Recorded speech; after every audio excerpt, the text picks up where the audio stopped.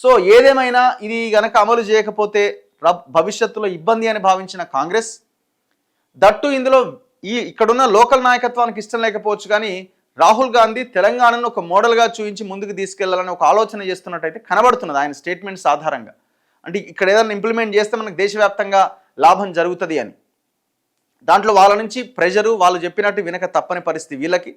దీంతో ఈ 42% రిజర్వేషన్ మీద ఒక జీవో తీసుకురావాలన్న ప్లాన్ చేస్తున్నదట రాష్ట్ర ప్రభుత్వం.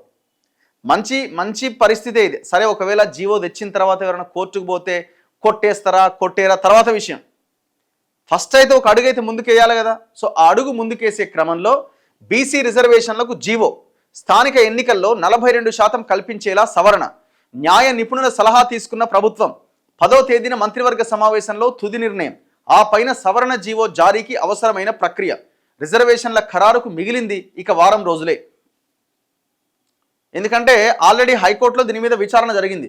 రిజర్వేషన్స్ నెల రోజుల్లోగా డిసైడ్ చేయండి, ఇంకొక నెల రోజుల్లోగా ఎలక్షన్స్ కంప్లీట్ చేయాలని. ఐ థింక్ నేను అనుకోవడం ఎప్పుడు సెప్టెంబరా ఏదో డేట్ చెప్పింది కదా, 31 మీరు ఎలక్షన్ కంప్లీట్ చేసేయాలని చెప్పింది.